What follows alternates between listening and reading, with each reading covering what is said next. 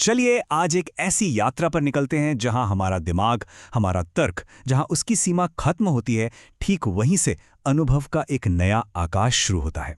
ये बस एक टॉपिक का विश्लेषण नहीं है, ये एक गहरा ध्यान है, एक डुबकी उस रहस्य में जिसे सदियों से संतों ने, ज्ञानियों ने जीवन का असली सार कहा है, समर्पण।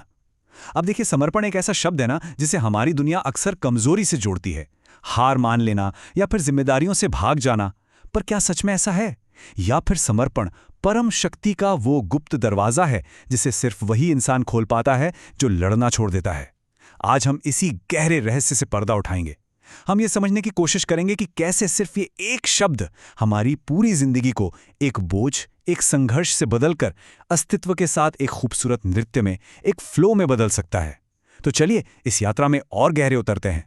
सबसे पहले चलिए एक सवाल पर कुछ देर के लिए ठहरते हैं, एक ऐसा सवाल जो शायद हम सब खुद से पूछने से भी डरते हैं। और सवाल ये है, हम इतने थके हुए क्यों हैं?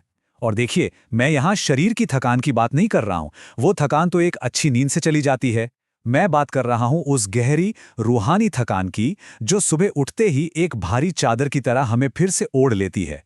ये एक ऐसी थकान है जो एक अच्छी नौकरी, एक सुंदर घर और कामयाब रिश्तों के बावजूद हमारे अंदर एक परमानेंट मेहमान की तरह बस गई है। ये वो थकान है जो सोशल मीडिया पर दूसरों की परफेक्ट जिंदगियां देखकर और ज्यादा बढ़ जाती है। ये वो थकान है जो हर पल कुछ साबित करने, कुछ बेहतर बनने के प्रेशर से पैदा होती है। आखिर ये थकान आती कहाँ से है? ये किसी बाहरी मेहनत का नतीजा नहीं है, ये आती है एक लगातार 24 घंटे चलने वाले दिमागी संघर्ष से।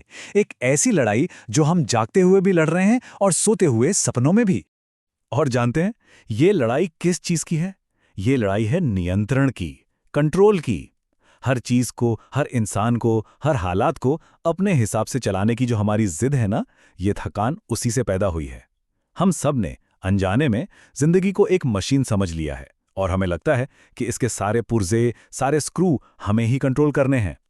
हमें लगता है कि अगर हमने जिंदगी की लगाम अपने हाथों में कसकर नहीं पकड़ी तो सब कुछ बिखर जाएगा, सब कुछ गलत हो जाएगा। भविष्य को सिक्योर करने की चिंता में हम आज के इस पल की, इस अनमोल क्षण की बलि चढ़ा रहे हैं। ये जो कर्ता का भाव है, ये जो मैं का भाव है कि मैं कर रहा हूं, मुझे ही सब कुछ संभालना है, अगर मैंने नहीं किया तो कौन करेगा? बस यही हमारी सारी टेंशन और सारी चिंता की असली जड़ है। जरा कल्पना कीजिए कि आप अपनी पीठ पर एक बहुत भारी पत्थर लादकर जिंदगी का पहाड़ चढ़ने की कोशिश कर रहे हैं। आपका हर कदम मुश्किल है, हर सांस भारी है। वो पत्थर और कुछ नहीं बल्कि हर चीज को कंट्रोल करने का हमारा अहंकार ही है। और इसीलिए हमारी हर सांस, हमारी पूरी जिंदगी इतनी बोझिल हो गई है। इस स्क्रीन पर जो हम देख रहे हैं वो असल में जिंदगी जीने के दो बिल्कुल अलग तरीकों का नक्शा है। एक तरफ है कर्ता का जीवन, मतलब द डूअर, वो इंसान जो हमेशा कुछ ना कुछ पकड़ने की कोशिश में लगा है। उसकी मुट्ठी हमेशा बंधी रहती है, पैसे को, रिश्तों को, अपने विचारों को, अपनी पहचान को। वो हर चीज को कसकर पकड़े हुए है। उसे डर लगता है कि अगर मुट्ठी खोली तो जो कुछ भी उसके पास है वो भी हाथ से रेत की तरफ फिसल जाएगा। इसलिए उसका जीवन एक लगातार संघर्ष है, एक स्ट्रगल है, और चिंता उसकी परमानेंट साथी बन गई है। और दूसरी तरफ है होने का जीवन, जस्ट बीइंग। ये उस इंसान का जीवन है जो छोड़ देना जानता है, जो लड़ता नहीं बल्कि प्रवाह के साथ बहता है, जैसे नदी में कोई पत्ता बह रहा हो। वो जानता है कि जीवन लड़ने के लिए नहीं बल्कि अनुभव करने के लिए है, इसीलिए उसका जीवन आनंद से, जॉय से भरा है। अब जरा एक पल के लिए खुद से पूछिए, क्या आपकी मुट्ठी भी हर समय बंधी रहती है? आपने ऐसा क्या पकड़ रखा है जिसे छोड़ने से आप इतना डरते हैं? जिस दिन हम ये करने के पागलपन से हटकर होने के इस सरल से आनंद को चख लेते हैं ना, उसी दिन से ये पूरा अस्तित्व हमारे माध्यम से काम करना शुरू कर देता है। ये लाइन हमारी हालत को कितनी खूबसूरती से बताती है। हमारी हकीकत क्या है? हम एक छोटी सी लहर हैं, उस विशाल सागर का ही एक हिस्सा। लेकिन हमारा अहंकार, हमारा ईगो हमें ये यकीन दिलाता है कि नहीं, तुम सागर से अलग हो और तुम्हें इस सागर को जीतना है। हम एक छोटी सी लहर होकर पूरे सागर को दिशा दिखाना चाहते हैं। हम चाहते हैं कि हवा हमारी मर्जी से बहे, कि धारा हमारी योजनाओं के हिसाब से चले। सोचिए, ये कितना बड़ा पागलपन है। और ये संघर्ष ही हमारी कभी ना खत्म होने वाली थकान का असली कारण है। लहर का धर्म सागर से लड़ना नहीं है, उसका धर्म तो ये पहचानना है कि वो सागर ही है। लहर की असली शक्ति लड़ने में नहीं बल्कि सागर के साथ एक हो जाने में है, उसी में खो जाने में है। लेकिन हमारा मैं, हमारा ये छोटा सा अहंकार हमें ये मानने ही नहीं देता कि हम उस विराट का, उस यूनिवर्स का एक हिस्सा हैं। हम अपनी एक अलग पहचान बनाए रखने के लिए पूरी कायनात से लड़ रहे हैं। हजारों साल पहले हमारे ऋषियों ने इसी परम सत्य की घोषणा की थी। ये उपनिषदों का महावाक्य है। ये कहता है, ईशावास्यमिदं सर्वम। मतलब इस ब्रह्मांड में जो कुछ भी है, चाहे वो चल रहा हो या स्थिर हो, छोटा हो या बड़ा हो, वो सब कुछ ईश यानी उस परम चेतना से, उस डिवाइन से भरा हुआ है, उसी से ढका हुआ है। अब जरा इस पे गहराई से सोचिए। अगर हर कण में वही है, हर घटना के पीछे उसी की इच्छा है, तो फिर मेरा क्या है? जिसे मैं अपनी जिंदगी कहता हूं, वो भी तो उसी का एक खेल है। तो फिर मेरी चिंता का आधार क्या है? मेरी योजनाओं का मूल्य क्या है? जब चलाने वाला वो है, जब हर चीज का मालिक वो है, तो हम कौन होते हैं चिंता करने वाले? ये एक सवाल अगर सच में हमारे अंदर उतर जाए, तो हमारे सारे तनाव, सारे डर का जो महल हमने बना रखा है ना, उसे एक झटके में गिरा सकता है। तो फिर रास्ता क्या है? अगर कंट्रोल करना एक भ्रम है, एक धोखा है, और कर्ता होने का भाव एक बोझ है, तो इस थकान से आज़ादी का उपाय क्या है? इसका समाधान, इसका सल्यूशन उस एक शब्द में छिपा है जिसे हम अक्सर गलत समझते हैं, समर्पण, सरेंडर। लेकिन समर्पण का असली मतलब क्या है? ये कमजोरी नहीं है, ये भागना नहीं है, ये तो परम पुरुषार्थ है, ये तो अल्टीमेट पावर है। चलिए अब इस रहस्य से पर्दे उठाते हैं और देखते हैं कि कैसे समर्पण हमारी जिंदगी का सबसे बड़ा ट्रांसफॉर्मेशन बन सकता है। देखिए, ये समझना बहुत बहुत जरूरी है कि समर्पण का मतलब आलस्य या हार मान लेना बिल्कुल भी नहीं है। ये हाथ पर हाथ रखकर बैठ जाना नहीं है कि अब तो भगवान ही सब करेंगे। नहीं, इसके ठीक उल्टा, समर्पण का मतलब है अपनी पूरी शक्ति, अपनी पूरी चेतना, अपनी पूरी एनर्जी के साथ एक्शन लेना, कर्म करना। लेकिन उस कर्म से जो रिजल्ट पैदा होगा, उसकी चिंता को उस परम चेतना के चरणों में छोड़ देना। इसे ऐसे समझिए, जैसे कोई स्टूडेंट है जो अपनी पूरी लगन से एग्जाम की तैयारी करता है, हर सब्जेक्ट को गहराई से पढ़ता है, लेकिन एग्जाम देने के बाद वो रिजल्ट की चिंता में नहीं घुलता। वो जानता है कि उसने अपना बेस्ट दिया है और अब जो होगा वो उसके हाथ में नहीं है।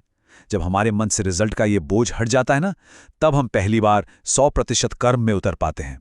हमारी एनर्जी भविष्य की चिंता और अतीत के पछतावे में नहीं बढ़ती, वो पूरी की पूरी करंट मोमेंट में, वर्तमान क्षण में फोकस्ड हो जाती है। इसका सबसे बड़ा और टाइमलेस एग्जाम्पल हमें श्रीमद् भागवत गीता में मिलता है। कुरुक्षेत्र के युद्ध के मैदान में खड़ा अर्जुन आज के मॉडर्न इंसान का प्रतीक है। वो कंफ्यूज्ड है, वो भविष्य के परिणामों से डरा हुआ है, उसे डर है कि वो अपने ही प्रियजनों को कैसे मारेगा, उसे डर है कि इस युद्ध से पाप लगेगा, उसे डर है कि वो हार जाएगा। उसका मन हजारों चिंताओं से भरा है और वो अपने कर्म से, अपनी ड्यूटी से भाग जाना चाहता है। तब कृष्ण उसे जो रास्ता दिखाते हैं, वो भागने का नहीं बल्कि समर्पण का रास्ता है। कृष्ण ये नहीं कहते कि तुम युद्ध मत करो, वो कहते हैं तुम युद्ध करो, अपनी पूरी शक्ति से करो, लेकिन इसका जो भी परिणाम होगा उसकी चिंता मुझ पर छोड़ दो। और जैसे ही अर्जुन ये करता है, उसका डर गायब हो जाता है, उसका मन शांत हो जाता है और वो उस कर्म को करने के काबिल हो पाता है जो इतिहास बदल देता है। यही सार है, जब हम डर से मुक्त होकर कर्म करते हैं, तभी परम विजय मिलती है। चलिए एक और मेटाफर से समझते हैं। कल्पना कीजिए कि जिंदगी एक बहुत बड़ी नदी है। उसका अपना एक बहाव है, अपनी एक गति है, अपनी एक दिशा है। हमारी शिक्षा, हमारा समाज, हमारा अहंकार हमें सिखाता है कि बहाव के खिलाफ तैरो, लड़ो और अपने लिए एक अलग रास्ता बनाओ। और हम अपनी पूरी जिंदगी लहरों से लड़ने में, धारा के उल्टा तैरने में बिता देते हैं। हम जितनी ज्यादा ताकत लगाते हैं, उतनी ही जल्दी थकते हैं और डूबने का खतरा भी उतना ही बढ़ जाता है। लेकिन जिस पल हम खुद को ढीला छोड़ देते हैं, जिस पल हम लड़ना बंद कर देते हैं, हम पाते हैं कि नदी का बहाव तो खुद ही हमें किनारे की ओर ले जा रहा है। वो हमें उन सुंदर घाटियों से गुजारता है जिन्हें हम संघर्ष करते हुए कभी देख ही नहीं पाते। समर्पण उस नदी से लड़ने की कला नहीं, बल्कि उसके साथ एक हो जाने की कला है। ये विश्वास करने की कला है कि नदी हमें डुबाने के लिए नहीं, बल्कि हमें सागर तक पहुंचाने के लिए बह रही है। लेकिन ये होता कैसे है? मतलब ये कहना तो बहुत आसान है कि छोड़ दो, बहने दो, पर वो क्या चीज़ है जो हमें छोड़ने नहीं देती? वो कौन सी दीवार है जो हमें इस जीवन नदी के प्रवाह में बहने से रोकती है? वो दीवार है हमारा अहंकार, हमारा ईगो, हमारा मैं और मेरा का भाव। अहंकार का तो पूरा अस्तित्व ही इस बात पे टिका है कि मैं अलग हूं, मैं ही सब कुछ करने वाला हूं। समर्पण इस मैं के लिए मौत के जैसा है, इसीलिए ये इतना मुश्किल लगता है। जब तक ये दीवार खड़ी है, तब तक समर्पण संभव ही नहीं है। तो चलिए अब ये समझते हैं कि इस अहंकार का विसर्जन कैसे हो। ये मैं और मेरा का जो भाव है ना, यही हमारी सारी समस्याओं की जड़ है। इसी से पैदा होता है असफलता का डर, क्योंकि हमने अपनी पहचान अपने उपलब्धियों से, अपनी अचीवमेंट से जोड़ ली है। अगर बिजनेस में लॉस हुआ तो हमें लगता है कि मैं असफल हो गया। अगर कोई रिश्ता टूटा तो लगता है मेरा अस्तित्व ही मिट गया। आज के समय की जो सबसे बड़ी मेंटल प्रॉब्लम्स हैं, जैसे बर्नआउट, एंग्जाइटी, फोमो यानी कुछ छूट जाने का डर, ये सब इसी अहंकार की औलादें हैं। हम खुद को उस विराट ब्रह्मांड का हिस्सा नहीं, बल्कि एक अलग थलग अकेली यूनिट समझते हैं। और जो अकेला है वो हमेशा डरा हुआ रहेगा। उसे हमेशा इनसिक्योरिटी महसूस होगी, उसे हमेशा मौत का डर सताएगा, क्योंकि उसे लगता है कि वो सच में मिट सकता है। तो इस अहंकार को मिटाएं कैसे? प्रकृति, नेचर हमें इसका सबसे सुंदर उदाहरण देती है। जब एक बीज मिट्टी में गिरता है तो वो अपना अस्तित्व पूरी तरह मिटा देता है। वो खुद को प्रकृति के हवाले कर देता है। वो ये चिंता नहीं करता कि उसे सही मात्रा में पानी मिलेगा या नहीं, वो एक बड़ा पेड़ बन पाएगा या नहीं। वो बस खुद को खो देता है, और इसी खोने में से, इसी मिटने में से एक विशाल वृक्ष का जन्म होता है। हमारा अहंकार उस बीज के सख्त छिलके की तरह है। वो हमें सुरक्षा का एक झूठा एहसास देता है, लेकिन हमारी ग्रोथ को रोकता है। जब तक ये छिलका नहीं टूटेगा, जब तक ये मैं नहीं मिटेगा, तब तक हमारे अंदर जो परमात्मा की अनंत संभावना छिपी है वो कभी अंकुरित नहीं हो पाएगी। समर्पण उस छिलके को तोड़ने की प्रक्रिया है। तो इसके लिए पहला कदम क्या है? पहला कदम है खुद को खाली करना। अभी हमारा अंदर का बर्तन भरा हुआ है पुरानी यादों के कचरे से, भविष्य की अनगिनत चिंताओं और योजनाओं से, दूसरों से की गई शिकायतों से। इस भरे हुए पात्र में परमात्मा का अमृत कैसे उतरेगा? तो एक पल के लिए बस ये देखिए कि आपका मन किन किन चीजों से भरा है, और एक एक करके अपनी सफलताओं को उसे सौंप दो, अपनी असफलताओं को उसे सौंप दो, यहां तक कि अपनी मुक्ति की इच्छा भी उसे सौंप दो। जब हम अंदर से पूरी तरह खाली हो जाते हैं, तब हम एक बांसुरी की तरह हो जाते हैं, खोखले, रिक्त। और फिर जब वो परमात्मा रूपी संगीतकार अपने होंठ हम पर रखता है तो हमसे दिव्य संगीत फूट पड़ता है। अभी हम ठोस हैं, भरे हुए हैं, इसीलिए परमात्मा का संगीत हमारे अंदर गूंज नहीं पा रहा। अहंकार के बिना काम करने का सबसे अच्छा उदाहरण एक महान कलाकार है। जब कोई चित्रकार, कोई संगीतकार या कोई कवि अपनी कला में पूरी तरह डूब जाता है तो वो करता नहीं रह जाता, वो एक माध्यम बन जाता है, एक चैनल। तब उससे महान रचनाएं जन्म लेती हैं, और बाद में वो खुद हैरान होता है कि ये कैसे हो गया। वो कभी नहीं कहता कि मैंने ये पेंटिंग बनाई, वो कहता है ये पेंटिंग मुझ में से होकर बनी। यही समर्पण की अवस्था है, और ये सिर्फ कला में ही नहीं, जिंदगी के हर क्षेत्र में हो सकता है। एक सर्जन जब एक मुश्किल ऑपरेशन में खो जाता है, या एक साइंटिस्ट जब किसी खोज के करीब होता है, तो वे भी इसी फ्लो स्टेट में होते हैं। तब आप काम नहीं करते, बल्कि काम आपके माध्यम से होने लगता है, और उस काम में एक अद्भुत सुंदरता और परफेक्शन होता है। अब हम अपनी यात्रा के सबसे रहस्यमयी पड़ाव पर पहुंचते हैं। जब एक इंसान सचमुच समर्पित हो जाता है, जब वो अपनी छोटी सी नाव को अहंकार के किनारे से खोलकर अस्तित्व के महासागर में छोड़ देता है, तो होता क्या है? अस्तित्व, ये यूनिवर्स, इसका जवाब कैसे देता है? क्या चमत्कार होने लगते हैं? चलिए अब उस दरवाजे के अंदर चलते हैं जहां जिंदगी का असली जादू प्रकट होता है। अक्सर लोग ये पूछते हैं कि अगर मैंने सब कुछ भगवान पर छोड़ दिया तो क्या मेरी सारी प्रॉब्लम सॉल्व हो जाएंगी? यहां एक बहुत गहरी बात समझने जैसी है। समस्याएं हल नहीं होती, वे विदा हो जाती हैं, वो बस गायब हो जाती हैं। क्यों? क्योंकि हल करने के लिए समस्या का होना जरूरी है, और समस्या को देखने वाले का होना भी जरूरी है। समर्पण में वो समस्या को देखने वाला, वो अहंकार ही मिट जाता है। जैसे एक बच्चा अपना खिलौना टूटने पर घंटों रोता है, उसके लिए वो दुनिया की सबसे बड़ी प्रॉब्लम है, लेकिन बड़ा होने पर जब उसे वही बात याद आती है तो वो हंसता है। खिलौना वही है, घटना वही है, पर देखने वाला बदल गया है। समर्पण हमारे नजरिए को, हमारे पर्सपेक्टिव को पूरी तरह बदल देता है।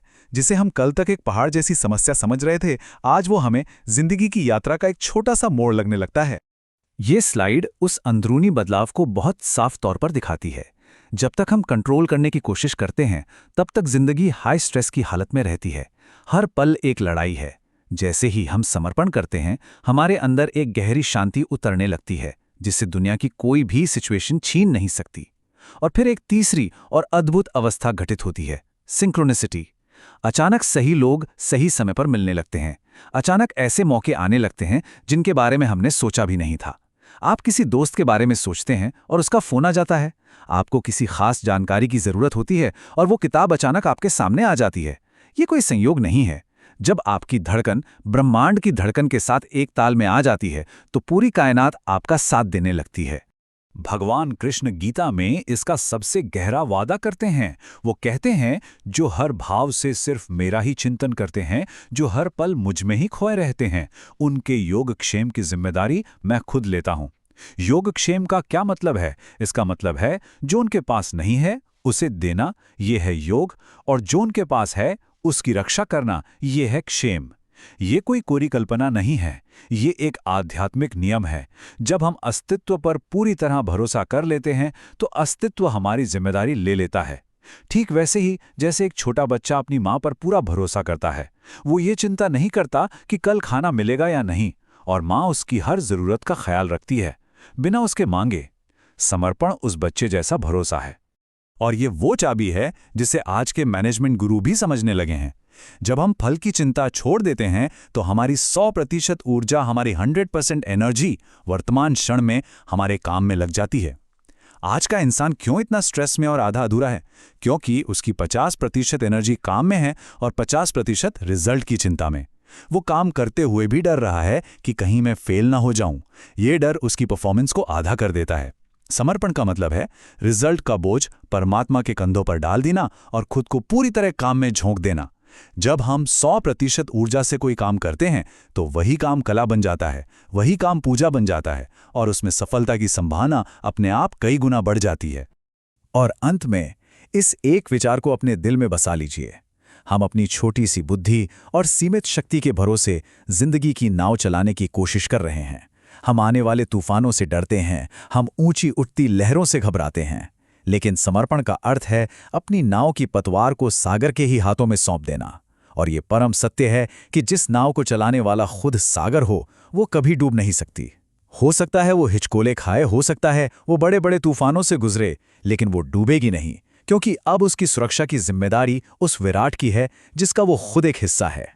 तो अब ये सवाल सिर्फ आपके लिए है, क्या हम सच में अपनी छोटी सी नाव, अपने अहंकार की नाव, अपनी योजनाओं और चिंताओं की नाव को छोड़ने के लिए तैयार हैं? क्या हम उस सुरक्षित दिखने वाले किनारे को छोड़ने के लिए तैयार हैं जिसे हमने एक भ्रम में पकड़ रखा है? क्योंकि नावें किनारे पर खड़ी रहने के लिए नहीं, गहरे समुद्र को नापने के लिए बनी है। जिंदगी छोटी है और ये चिंता और संघर्ष में बिताने के लिए बहुत कीमती है। एक क्षण के लिए अपनी आंखें बंद कीजिए और महसूस कीजिए कि आप उस असीम ऊर्जा की गोद में है। कोई डर नहीं, कोई भविष्य नहीं, कोई अतीत नहीं, बस ये पल है, और इस पल में आप पूरी तरह सुरक्षित हैं। उस विराट शक्ति ने आपको अब तक संभाला है, वो आगे भी संभालेगी। बस एक गहरी सांस लीजिए, मुस्कुराइए और अपने भीतर से कहिए, तेरी मर्जी ही मेरी खुशी है, और फिर चुप हो जाइए। जिंदगी जवाब देने लगेगी, बस ध्यान से सुनने की जरूरत है।